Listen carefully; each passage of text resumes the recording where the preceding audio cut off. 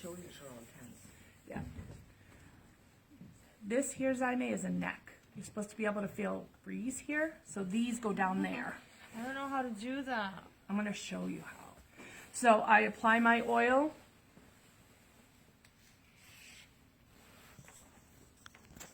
And I'm using my thumbs underneath the neck to go down the cervical vertebrae on either side of it. And I'm going to trigger here because she's got a little tension here, which is the traps levator where they connect. Now, in order to do the pecs, you're going to need to expose a little bit of the chest.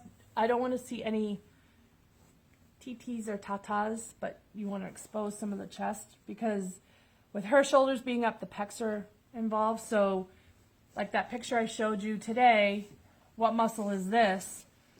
It's everything all right in here. So you can get the attachments of the biceps, the deltoids, the pectoralis. Subscap comes up through here. The lat comes up through here. So you've got a lot of different muscles. And just seeing how she's bringing her shoulders up, it's more pecs in here and biceps tendon.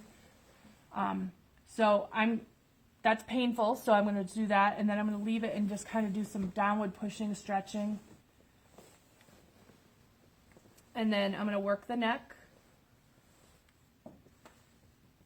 Come down the side. And as I'm pushing this way, I'm pulling her head this way. From underneath. From underneath. I have my fingers down by her occipital, and I'm just holding her head. I'm not triggering anything really in her head. Just to get a stretch. So you're not using fingertips? Not really, no. So you might be able to see it. See here? Okay, got it. And I'm just holding her head. A lot of people are going to try and help Twist. and hold their head. I just tell them, I've got it. And like I said, my burial hole right now is full. So if I decapitate you, I'm stuck with a stinky body. So you're good. I won't do that. Know your client before you joke because, you know.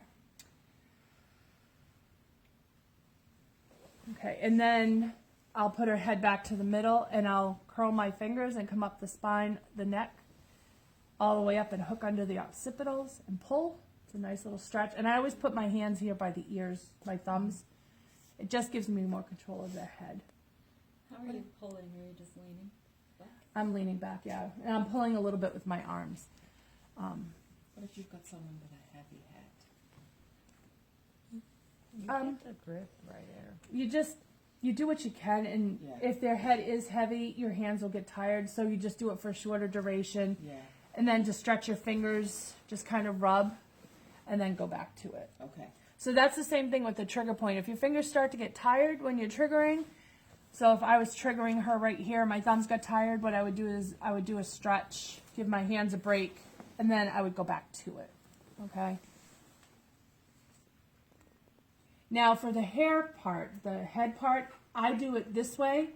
Some people don't want their hair done because they're going somewhere. Some people don't care. So I will start on the side and get in here to the scalp. You want to make sure the oil's off of your hands. The other thing is the hair pull. Now in GM, apparently you twist the hair. Oh, yeah. Yeah, no. Love it. Well, you don't have any hair to twist. If you can get hold of it, go ahead. So what I do is a hair pull. I start on the left. Headaches will be on the left side. They start in the left rhomboid area and come up over the head. So I start on the left and I grab the hair close to the scalp, if you can see my fingers, and then you pull out and then up. And then you'll feel a little stretch. You can kind of let it go. And you let it go gentle, just, you know, and you could do the whole head.